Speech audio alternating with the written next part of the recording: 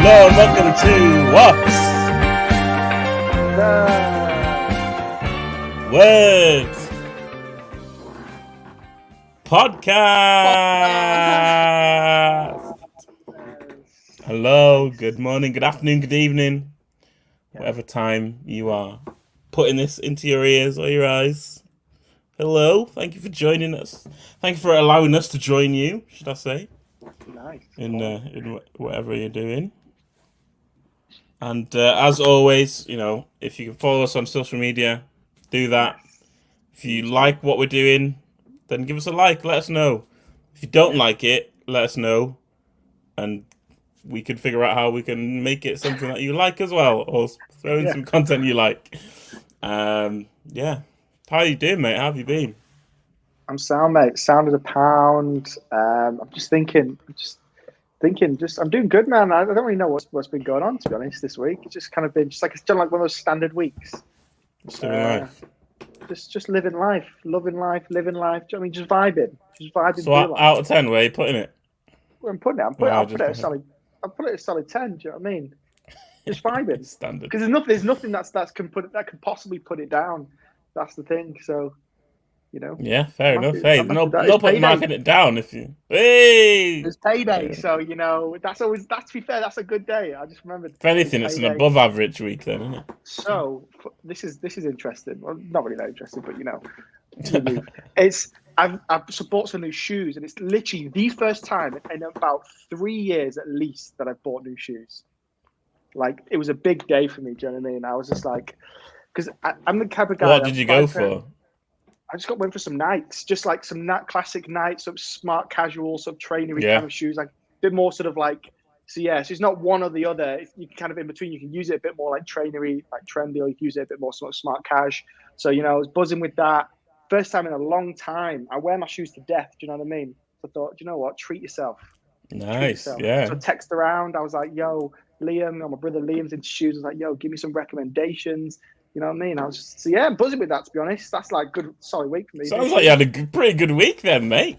Well, fair, yeah. I just remembered it. Good at you. You might have to bump up that score, mate. I tell you. No, I'll leave it where it is. I'll leave it where it is because next week something big could happen. So true. You know what I mean, what about you? What's been going on? I would put this week at like an 8.5. That's a good score for you. That's a very good score. Yeah. That's good for me. It's been a very good week. Just in general, it's been a good week. But we heard some news on the house. Ooh. Yeah. So Tuesday we're gonna go take a look / sign the contract. Hopefully that all happens. So we're moving forward. Nice. It feels like it's been a long. A prohibitive date is 12th. So okay. Solid, mate. That's solid. Buzzing with that. Yeah, it's been long. It's been long, mate. Oh, you're freezing. I don't know if it's been a very long process. We put our offer in. There you go. It's freezing. Is it me or is it him? Let's have a look. Oh, it's Warner. Right. Warner seems to have completely frozen out, and I have no idea where he's gone. Let me have a look online. Yeah. Let me know, guys, in the comments. Is Warner frozen or is it me? If you can hear me. Because in my sort of understanding, it's Warner who's frozen. Sorry, if you don't understand what I'm saying. Well, yes, he has. Okay, thanks, Marilyn. Yeah, so, I mean, while we're here, I don't really know what to do, to be honest, because I don't want to dive straight in.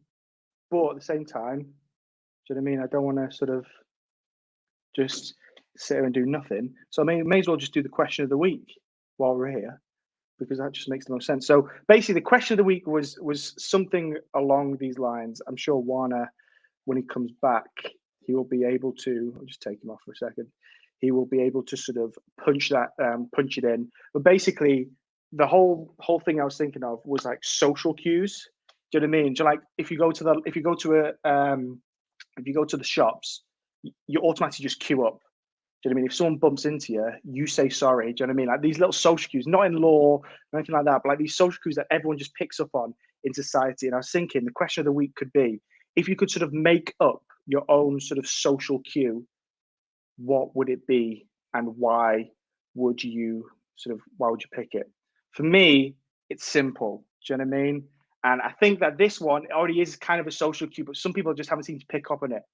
I think for me, if I could put a social cue within sort of society, the social cue would be eating with your mouth closed.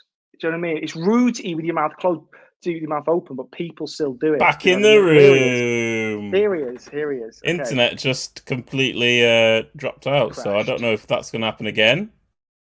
Well, I was having a I'm whale on of it. my date. I'm hotspotting from my phone anyway, so hopefully it'll Okay, go. it just froze again Go, slightly, but it seems to be all good now. Ah! You might want to turn down your, put it on like 720 or something like that. Do you know what I mean? Just so I don't know. Yeah. I'll Right, do that. I was doing the cool cue of the week. Have you got it on there for the people at home to look at the comments?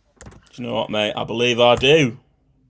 Basically, yeah, there it is. If you could create a social cue that everyone has to follow, what would it be? I was just saying that mine would be, and it already is a social cue, but some people just don't get it, is eating with your mouth open. It winds me up. I was going Like to it's say already. you don't want to add that in, do you? You want to stop that? Yeah, take that. I want to stop that. Yeah, eating with your mouth closed should be the social cue. I want to put it because the thing is, right? It's rude already, and people already know that it's rude, but people still do it, and it's almost like my ears are like radars when someone's doing it because I just hear it and I can't not hear it, and it's really like it winds me up a little bit. Just like I don't know what it is. Yeah, it's just like a bit. you I'm like, just see the food being processed more yeah. and more in real It's time. not. I'm That's not grim, about that life. If I'm being honest, I'm not about that life. So for me, nice and easy that. But it's something that's already in play. That's what annoys me the most is the fact that it's already a thing. You shouldn't eat with your mouth open, but people still do it. Like I don't want to see your food. Wow. I Yeah, don't want to see all your mush in your mouth. I don't want to that's hear it. one that should not be. Yeah. That should be there should be a slightly higher uptake then for that one. Yeah. What about Than you, there mate? already is. What would you pick? I don't know. It's quite hard, this, isn't it? I've got a few. I've Like got it's a loads. To be honest. very I'm trying. I feel like it would probably just be like saying thank you. Yeah. To be fair, that's Because yeah. there are a bunch of times like you'll do something and like people just won't say thank you. True. And so sometimes I'm like, oh, thank you. Do you know what I mean? Like, so I would that would be mine. Is like Yeah. people saying thank you. Like if you hold the door for someone or just, do you know what I mean? Yeah. Just even just That's like that's cheers, mate. You know what I mean? Just That's a good one. Do you know what I mean? Like when some I'm talking to people, gratitude, appreciation in life. That's do you know what? At work, when I'm talking to people on the phones, like so I'm literally doing screening interview kind of things. Do you know what I mean? I'm seeing if they're right for a role, all this kind of stuff. I've headhunted them. I've gone out of my way, and all this kind of stuff. And some people just don't and like they're proper buzzing that they've been headhunted, want to go. They don't say thank you, and I'm like, come on, bro. I'm like, do you know what I mean? I'm handing you a job on a plate here. Do you know what I mean? Better money, but exactly what you want. I'm giving it to you. Just say Yeah. thanks. I appreciate that. I mean, Marilyn, people not walk around with headphones on so they can smile and say hello, be more friendly. I'm 100% disagree with that one. From Yeah, my, if I'm honest, Marilyn, my headphones will be on. nah. Yeah, But generally, if I'm walking in the street and I have my headphones on yeah, and I pass someone, I will smile at them. So yeah. maybe we can broaden that one to where we just have people smiling at each other more. Do you know what I mean? But Like I do a lot of that weird, awkward smile. Do you know when you pass me like? yeah, that's what I did. Yeah. Like that sort of weird, like awkward, like what I mean, you don't really know them, but you want to be friendly, but you don't want to be too weird. So you're like, hi. So he's like, all right, yeah. I mean, I think that's fair, but obviously I'm going to keep the headphones in. I mean, I'm listening to podcasts. I'm on the move. I'm on the go. You know what I mean? I can't. Eamon's grind never stops. The grind never stops. I've got to use every ounce of time. So what's another one you do then? Because you said you've got loads stacked up. Oh, I've got loads, man. There's some that will wind me up. Like when you're on a pavement, right, and there's like a group of 3 people, and they're walking this way, you're walking the opposite way, So you're gonna have to pass each other like that, and no one stacks. and no one moves. Like no one just like not even one person just sort of slightly comes behind. Yeah. Like they're all three of them just keep walking, and then I have to go onto the road and go all the way around. Oh yeah. Yeah. Do you know what I mean? Just that one winds me up. Honestly, there's loads. Yeah, Honestly, that one actually gets annoying. Yeah. Because it's not even like a lot of times, even like just two or one person just like walks in the dead center of the pavement. Oh, yes. It's like this is like there's multiple people around. We're all trying to get somewhere, and you're just there in the middle. Hey, social cue. Come on, just stick to the left, stick to the right. To be fair, Ezekiel, everyone can go where they need to go. Looking at the phone while walking on a busy street, I'm tired of avoiding people about to bump into me. I see all the time, heads down on the phone, things like that, and they have no awareness for what's like, who's coming and who's going, and then I agree with that one as well. What I would do is increase everyone's like peripheral vision awareness. Yeah. Because I don't know how many people like actually use their peripheral vision and put their eyes at the side of their head like frogs or something. Do you know what I mean? No, that's grim. I don't want that. That would be horrible. That would literally be like a living nightmare, innit? Can you imagine? Yeah, that would be absolutely grim. Yeah, Oldham way is to chat with everyone. Wow. Well, I'm not from Oldham. So. Hey man, I'm not from round here. I'm not from these ends.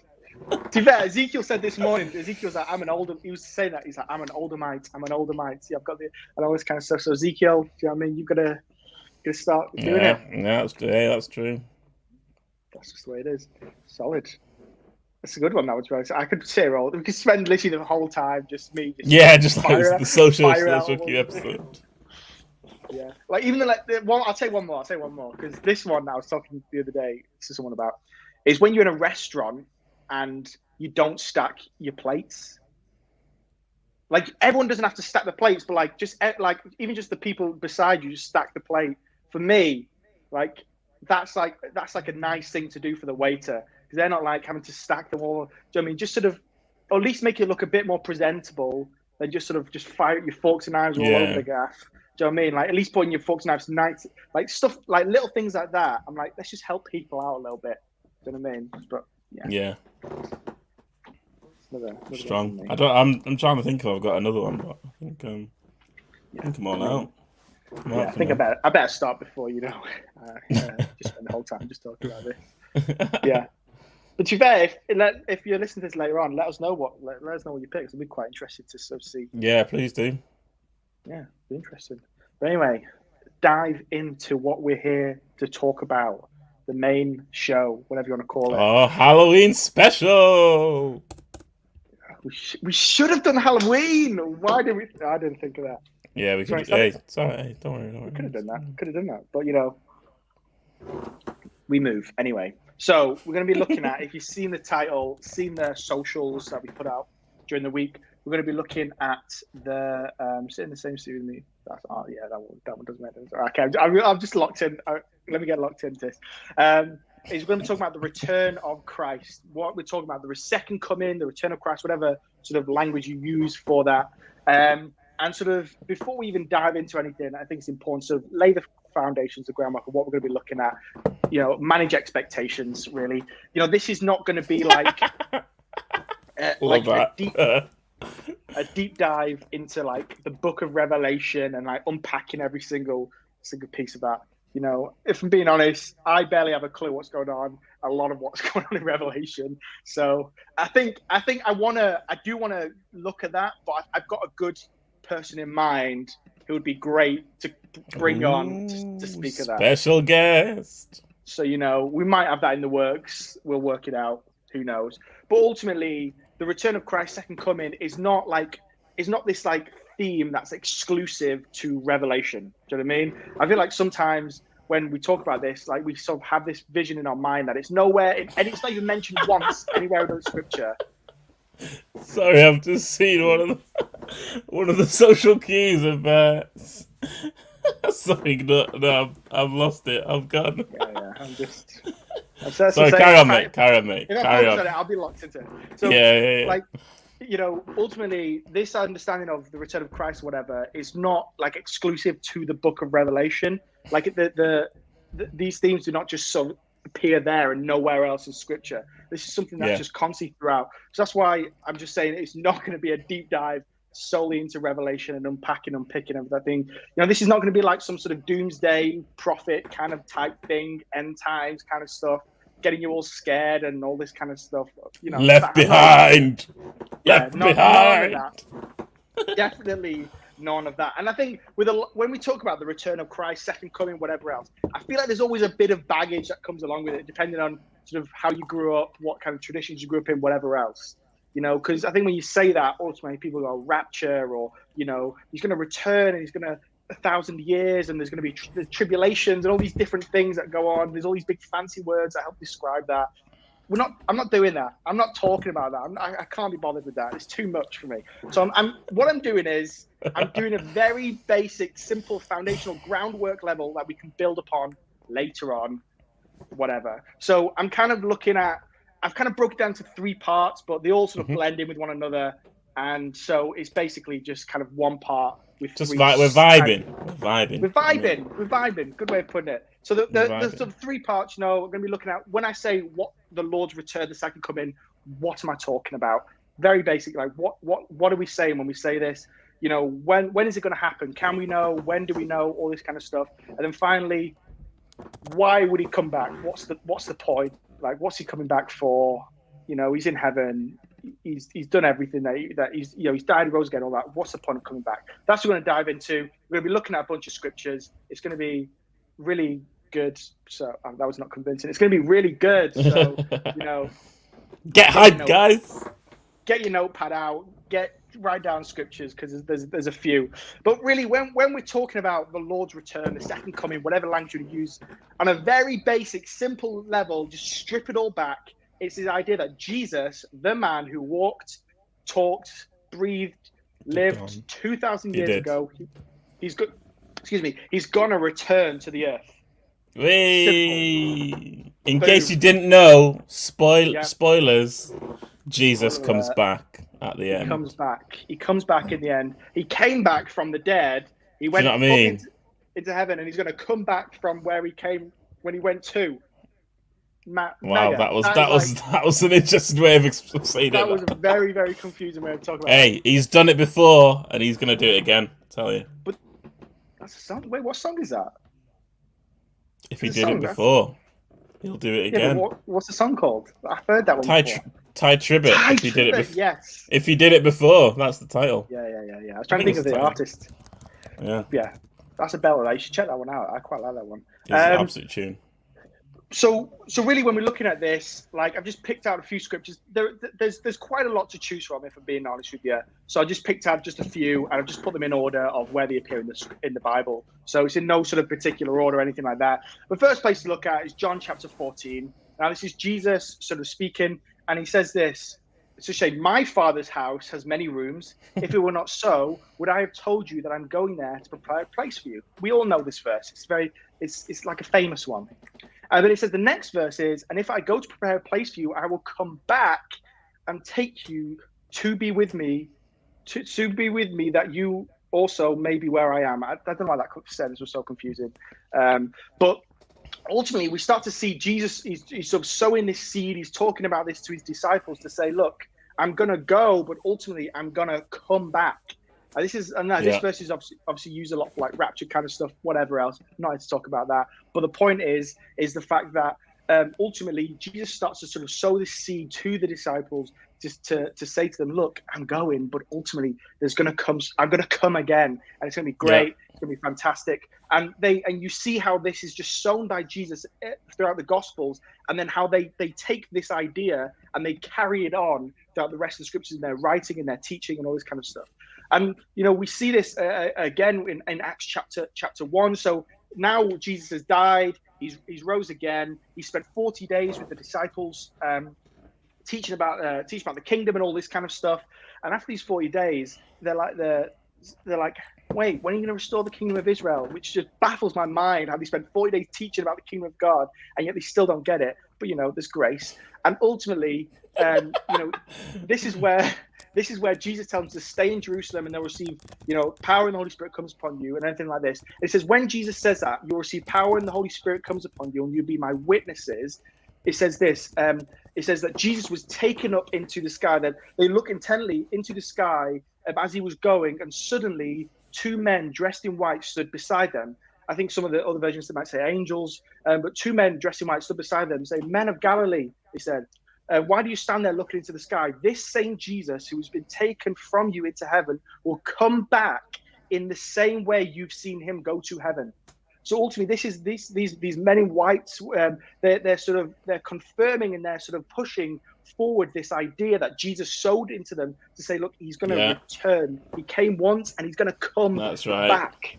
And Jesus just floats up into heaven. Like he just sort of I don't know, like he just vertically just goes up. Whatever ascending looks imagine. I don't know. Like he just. I always kind of think he just it's like a slower version of Superman flying up, and Superman does like his charge up flight and then just he goes he's just sort of waving down, being like, "Bye guys." So when Jesus comes back, he'll be seen. That's what that means, isn't it? Because he was seen going up, which means that he's going to be seen coming back. Nice. Yeah, exactly. And ultimately, this is like. So this is again these men in white, these angels, whoever they are. They're sort of pushing forward this idea that look, Jesus, even though he ascended into heaven, you're like, where's he gone? I thought he was going to do this, that, and the other. It was this understanding that he's going to return, that he's going to come back, he's going to descend, whatever sort of language you want to sort of put in that. And we see this getting pushed, carried on going forward in the epistles and the other sort of writings to the different churches. Because we see in 1 Thessalonians chapter 4, this is one of the famous ones. These are the days of Elijah. Behold, he comes riding on the cloud, shining like the sun. That's where this comes from. The Lord himself will come down from heaven with a commanding shout, with the voice of the archangel, with the trumpet call of God. It just sort of goes on a little bit. But ultimately, it's this idea and this understanding and this reality that this Jesus, this man who lived and breathed and walked and talked and did everything 2,000 years ago, that he went up into heaven. He's seated at the right hand of the Father. He's doing all this great stuff in heaven now, but ultimately, he's going to return to this earth at a very simple level. This is it. That he's going to return. This is what we're talking about. Strip back all the baggage, strip back all the different things you've been, just at a very basic foundational level, Jesus is going to return. And then we see this even going even further, because in Revelation chapter 22, the very last chapter, this is of the Bible, we see Jesus said it. He says it 3 times. He says, "Look, I'm coming soon. Blessed is the one who keeps the words of the prophecy written in this scroll." And then he says it in verse 12 again. He says, "Look, I'm coming soon. My reward is with me, and I will give each person according to what they have done." And then he says, "Yes, I am coming soon." I don't know why he said it 3 times. Maybe it was just sort of to hammer it, just look, I'm coming soon. Just don't mess around. Don't think about this. Is and I like it was in coming soon. I think the Greek word there, I had a quick sort of check before, it also can be translated to coming quickly. That he's yes, I'm coming soon. I'm coming quickly. And obviously, that's been nearly 2,000 years, but he knows what he's doing. Do you know what I mean? He's not messing around. So, but it's this understanding, this idea that Jesus is laying these foundations. The disciples first say, "Look, I'm going to come back," and then he gets pushed forward by these men in white, these angels, whatever. They're saying, "Look, he's going to descend the same way you saw him ascend up into heaven." It's something that Paul speaks about. As Paul speaks about it a lot. When I was Googling, when I was looking at verses, I found loads from especially from the writings of Paul. It's this understanding of Jesus is going to return, that we're waiting for his return. And obviously in Revelation, we see John writes this in saying that Jesus was saying, "I am coming soon." And then obviously different things towards that. So when we're sort of understanding these things, once we understand that Jesus is coming back, this is where I think a lot of the sort of the baggage and stuff like that starts to sort of seep on, starts to sort of latch on to this idea that Jesus is coming back. Because as you're saying, this is where doomsday prophet kind of territory can kind of come in. That he's coming back here, he's coming back there, and this is going to happen, that's going to happen. there's so many people like searching and scanning the earth for signs of the end times. Like, all you have to do is go on TikTok, type in end times, and you'll find countless videos That's saying, true. Emmanuel Macron, the president of France, he's the mark of the beast 666, and he's all these kind of things. Crazy, like it's crazy. It genuinely is a bit crazy. It's mad. But ultimately, this is something that like has been like going on for ages. I was on this website. It's called Rapture Ready Index. I don't know if you've ever seen it. If you have, it's interesting. Rapture Ready Index. Okay. Yeah. Okay. If you've got a spare 5 minutes, have a look. Basically, they take a lot of stuff from Matthew 24, which we'll look at a bit later, and also like Revelation and things like that. In Matthew 24, it says there's going to be earthquakes, famines, there's going to be kingdom against kingdom, nation against nation. There's going to be this, all these bad things are going to happen, and they put it in a big long list. And anytime something happens in a given year, you sort of mark it off. So like if there's 4 earthquakes in a year all around the world, they'll sort of mark it as 4. And then ultimately they add these all up in a year to sort of say how soon is the rapture coming, how soon is Jesus' return, and all this kind of stuff. It's mental. I think when I went on it, like 2016 or something like that was the highest year that they've ever recorded. I don't even remember what went on in 2016. But ultimately, there are so many different people who are sort of kind of like looking around. Are you on it right now? Is what you're looking at? Yeah. It's mental, isn't it? But like so many people are like they're trying to scan around the world. It's a score system. So we're apparently so far in this year, there have been 186. This year's score so far is 186, and the highest in the last few years, in the last decade or so, is 188. What year was that? That was 2017. Apparently, last year was 185. I'm not entirely sure how they calculate the numbers and all that. Anyway, carry on. This is what I mean. That's the madness of it. Like, there's so many people who are just kind of doing stuff like this and like sort of scare people and all this kind of stuff. It's weird and like, but ultimately, like, we need to understand that we've been living in the last days or whatever else. I just wanted to just touch on this very briefly. We've been living in the last days, the end times, whatever language you want to call it, since Jesus ascended into heaven. We see this in Acts chapter 2. Acts chapter 2, they're baptized in the Holy Spirit. They're going out, and all this, and they're speaking in tongues, and then all these people are like, hey, look, we're hearing our own language in what they're saying, and maybe they're drunk, all this kind of stuff. Peter stands up, and then he quotes from the prophet Joel. He says, in the last days, God says, I'll pour my spirit upon all flesh. Your sons and daughters will prophesy, blah, blah, blah. That ultimately, we've been living in these last days, whatever else, since the spirit was poured out.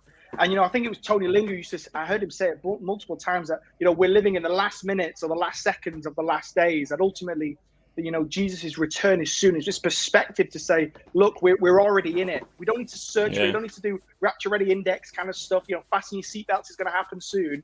That ultimately, we're in these days of the moment. And ultimately, he's going to return soon. It's having this, and ultimately it's with this perspective that we're sort of going out. This is the perspective that the disciples had. This and the early church had, is that he's going to return soon. That's why they constantly wrote about it, because they were like, it's going to happen soon. They were ready. They were like, come on, I want to see it in my lifetime.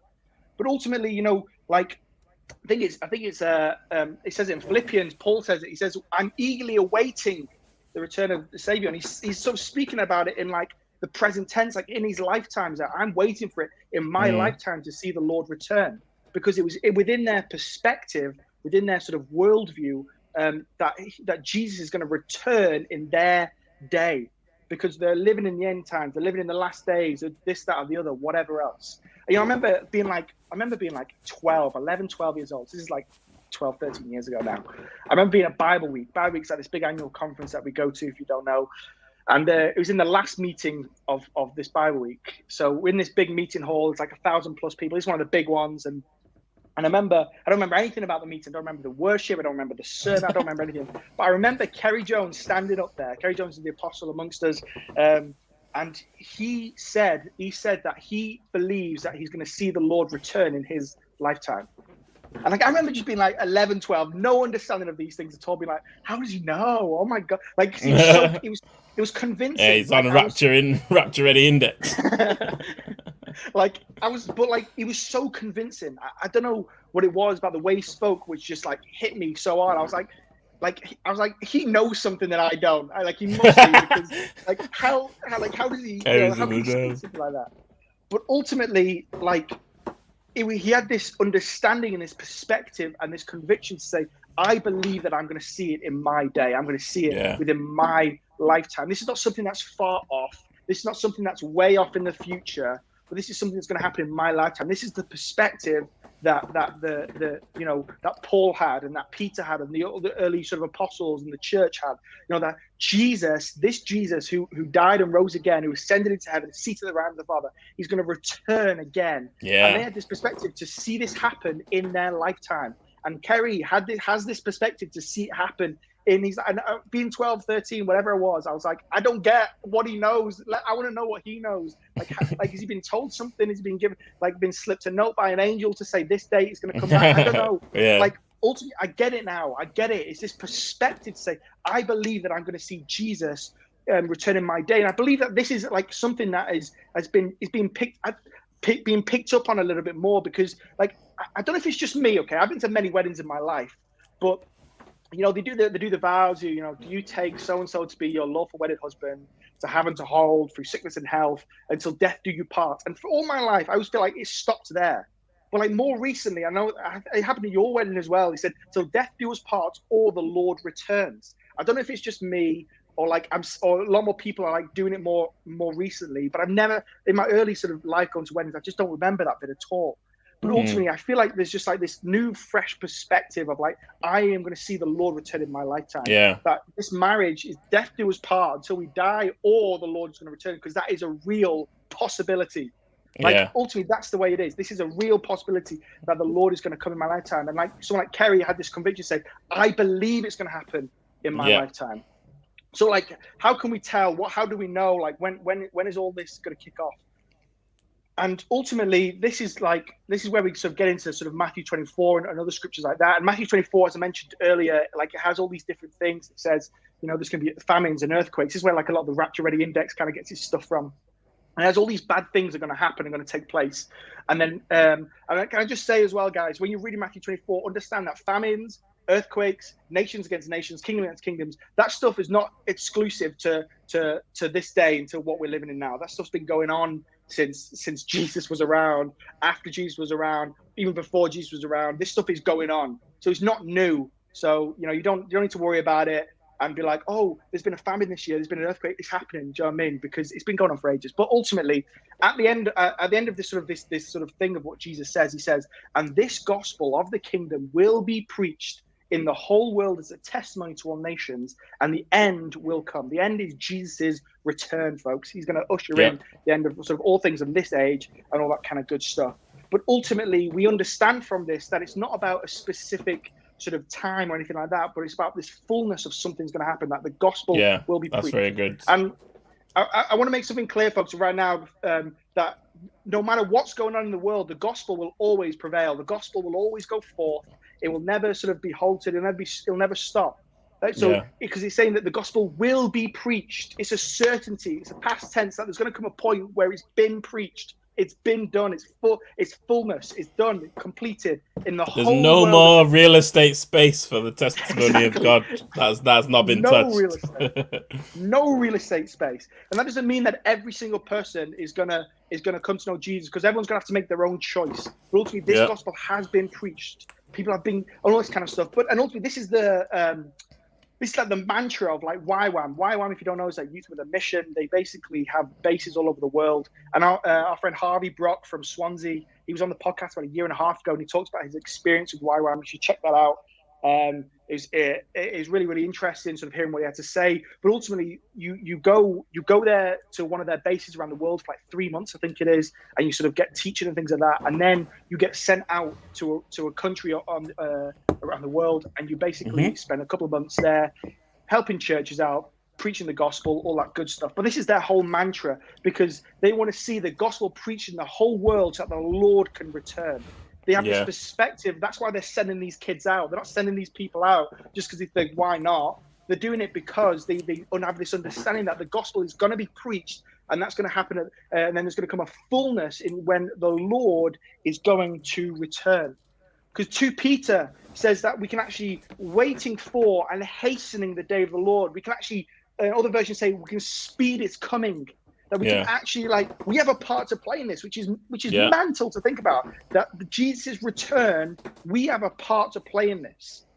That we have something to do with this. And this is what I was talking about. There's not like a set date in the calendar where God's been like, okay, Jesus, I'm going to let you know that on March 31st or March 16th, whatever, in 2074, that's when you're going to return on 2:00, standard sort of British time or anything like that. But ultimately, it doesn't work like that. That ultimately, it's not about a specific time, but about this fullness of something that the gospel's going to be preached. And we have a part to play in that because we can speed its coming. And this is really what this is this perspective that the disciples had and the early church had. This is why they were just relentless in going out to it. That's why Paul did all the stuff that he did, because he wanted to see people come to know Jesus, but he wanted to hasten, to speed this coming day of the Lord, because he had this expectation that it's going to happen in my lifetime.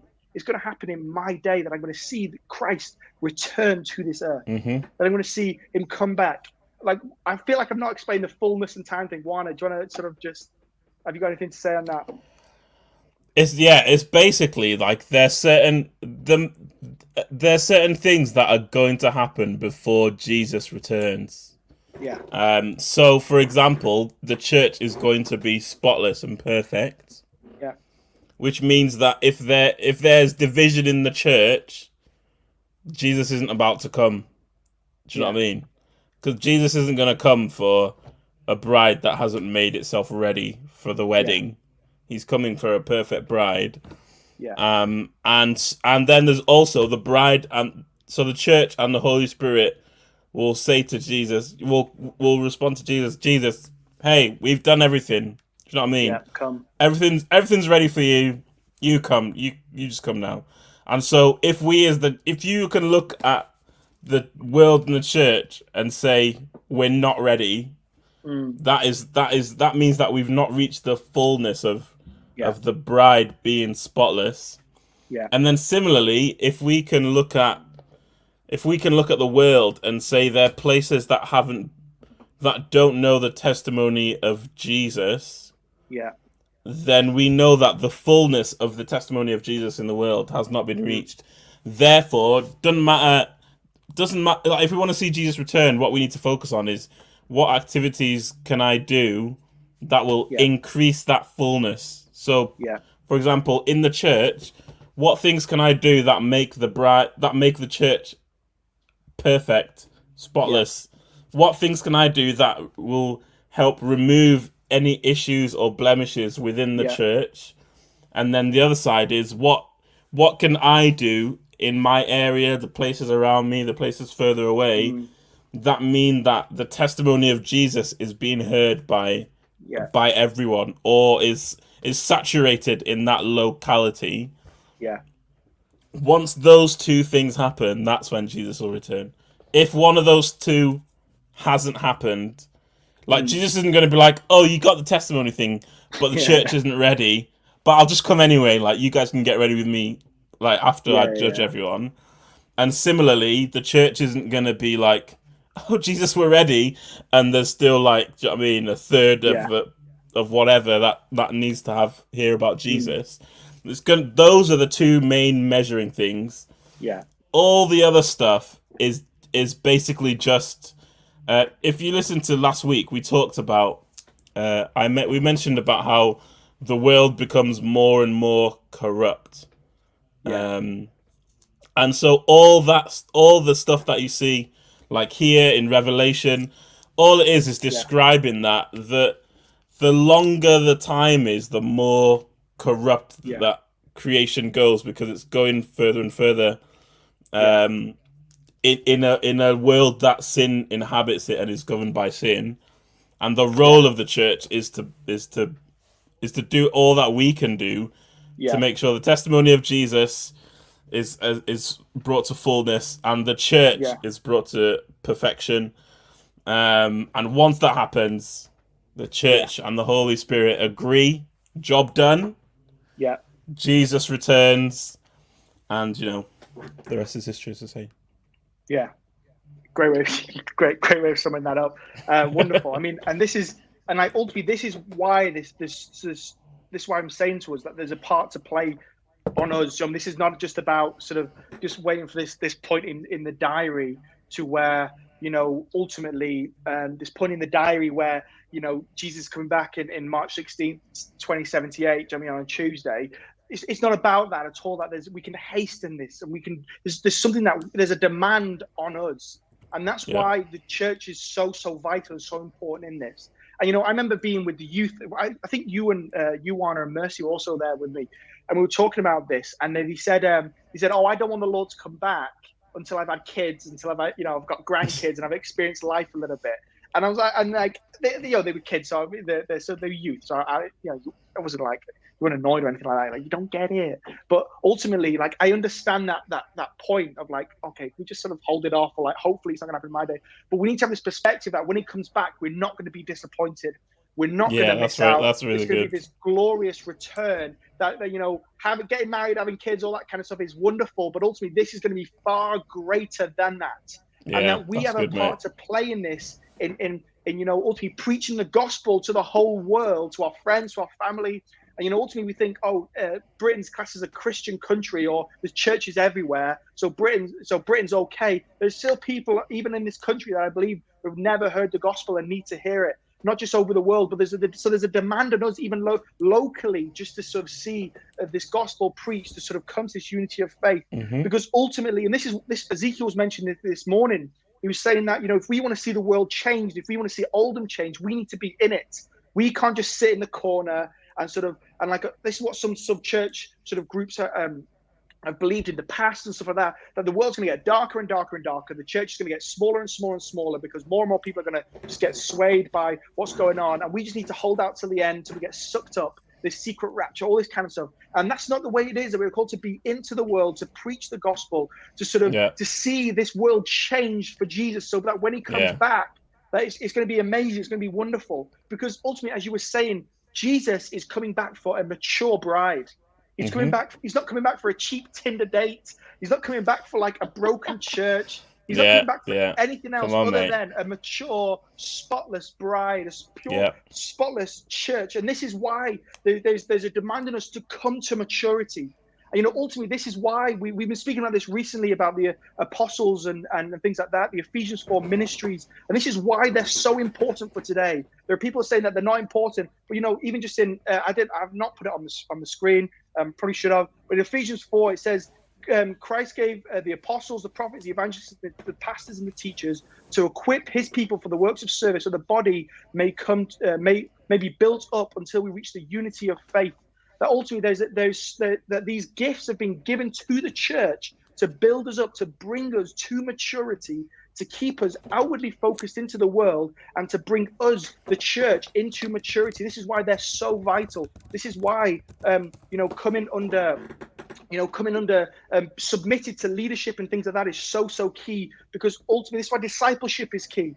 Because ultimately it's all about bringing you to maturity, so the church itself can come to maturity, so the Lord's not coming back just for numbers, just for converts, just for a few people who can just clap to some happy songs on a Sunday, but ultimately are people that are mature in him, and ultimately are going out into the world and seeing this world transformed with him and for him. Because that's why Matthew 28, we know it very well. All authority under heaven and earth has been given unto me. Now, therefore, go and make disciples of the nations. It's a command to go to the whole world, but not to make converts, not to just make a few numbers, not to give people a few tickets to heaven with a +1, but ultimately make disciples, make followers. Followers are someone who follow away and they start to sort of become like what they're following. That ultimately this is what we're called to do, make disciples of the nations, because this is what he's coming back for. He's coming back for a mature, spotless bride.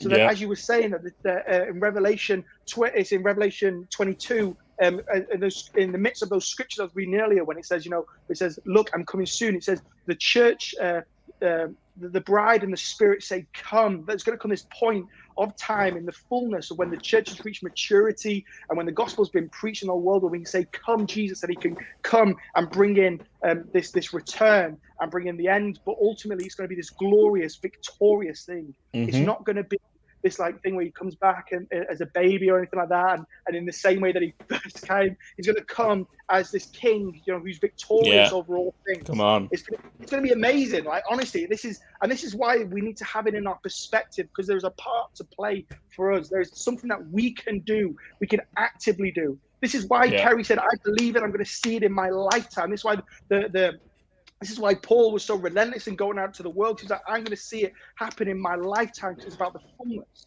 But ultimately, this is something that we need to have in our perspective. And I love how sort of it talks about it in Titus.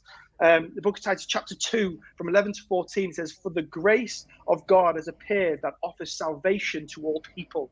It teaches us to say no to ungodliness and worldly passions, and to live self-controlled, upright, godly lives at this present age, while we wait for the blessed hope, the appearing of the glory of our great God and Savior, Jesus Christ. They're saying that the point of the gospel is not to sort of create converts or numbers or just people who have a ticket to heaven when they die, but ultimately it's there to teach us to say no to ungodliness and worldly passions, and to live self-controlled, upright, godly lives. It's this maturity language to build us up, to bring us to maturity, so we can do this while we wait for the blessed hope.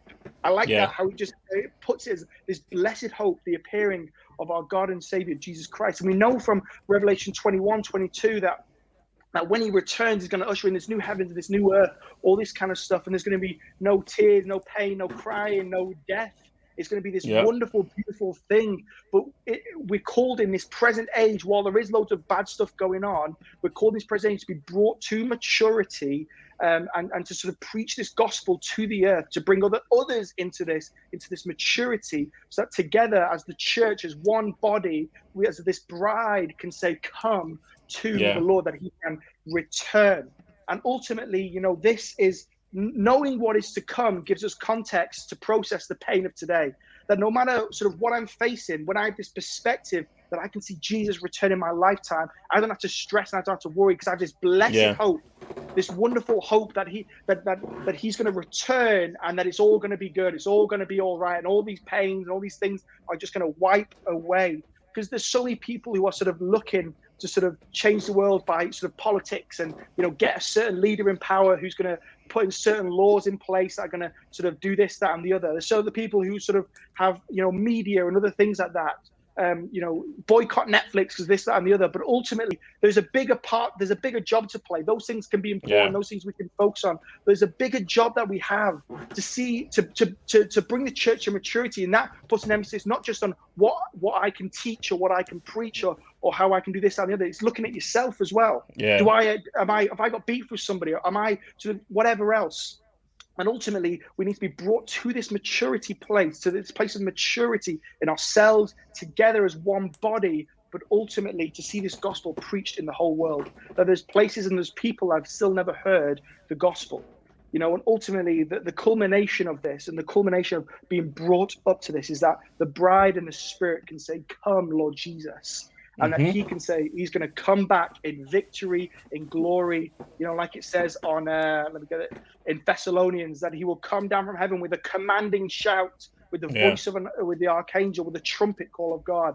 I don't even know what that looks like. I can't even fathom in my mind what like a commanding shout sounds like, or the voice of the archangel with this trumpet. But it's about this glorious return of this King Jesus, this victorious Jesus, this person who has conquered death and sin, death and the grave. He holds it all, that he is the first and the last, the Alpha, the Omega, that he's going to return, and not just going to return just to sort of like start wagging the finger and saying, oh, you're all this, that, and the other. But he's coming for a mature, spotless bride. He's coming for a pure and spotless church, and that this gospel, that this good news that Jesus is alive, that he saves, heals, delivers, he transforms everything and everyone, that ultimately this has been preached into the whole world.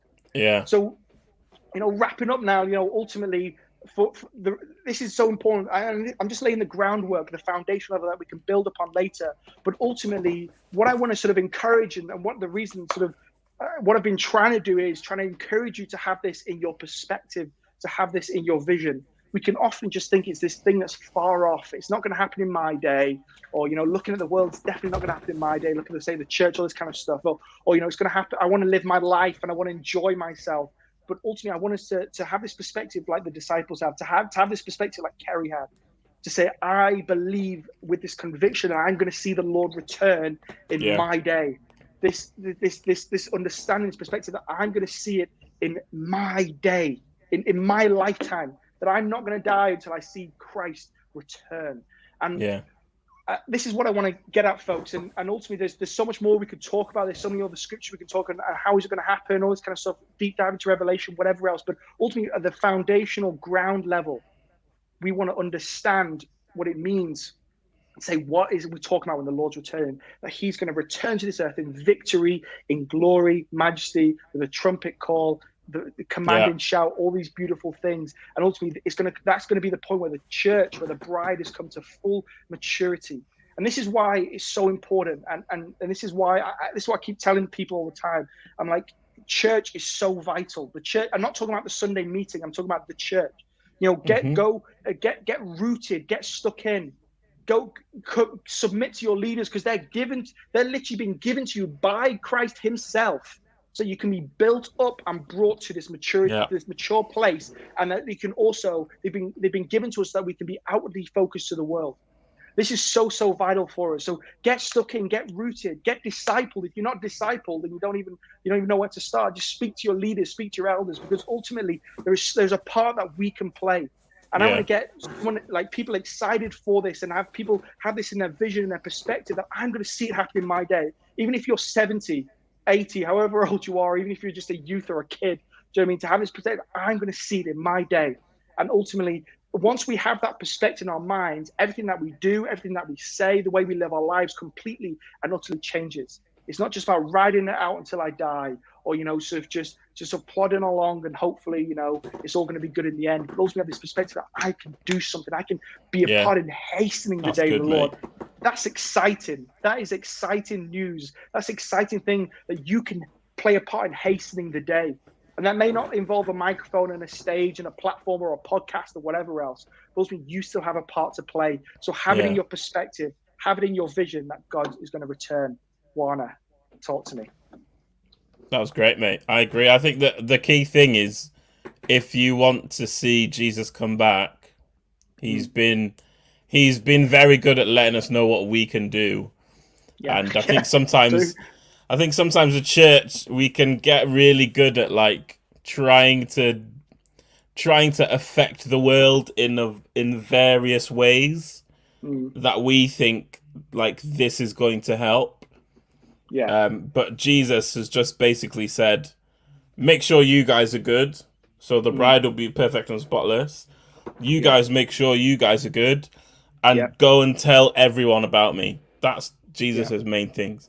And so if we can, as you're saying, keep it really simple, and if we nail those two things, making ourselves mature and telling people about Jesus, He'll return.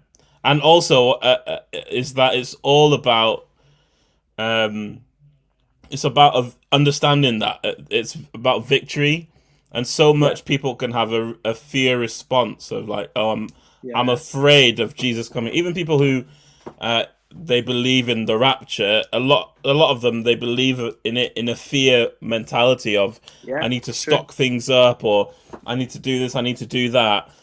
Is that it's an exciting thing, and it's Revelation is given to us to encourage us that as things get worse in the world, which they will, Jesus told us they will, and there are loads of prophecies about them getting worse, and we are living in it, so we know that and getting worse doesn't just mean natural disasters and things. It also means people getting society is getting further away from God, and more dramatic contrast between what is holy and what is not holy.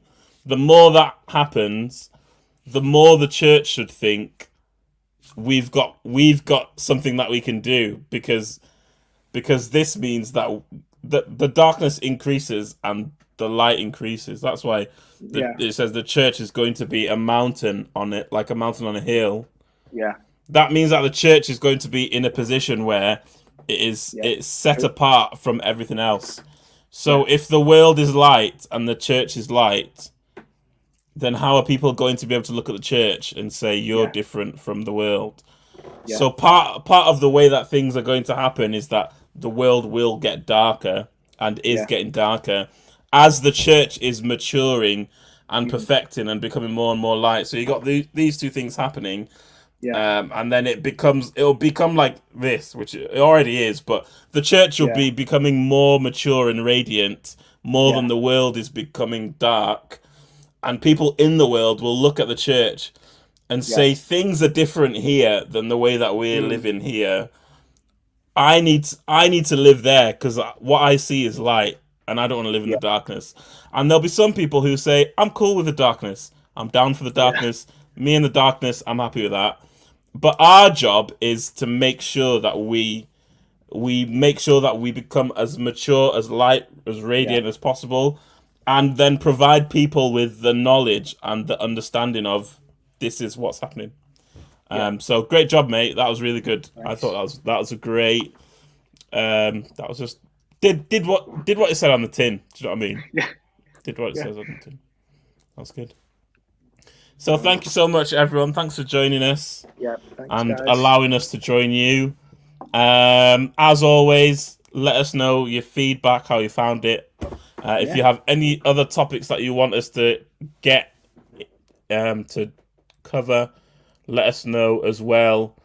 And we'll be back again. So stay tuned for what is coming up. We'll be letting you know. If you want to stay up to date with us, our Instagram is our most active channel. So you can find that as well. So thank you so much, guys. And we'll see you next time. Bye. Bye.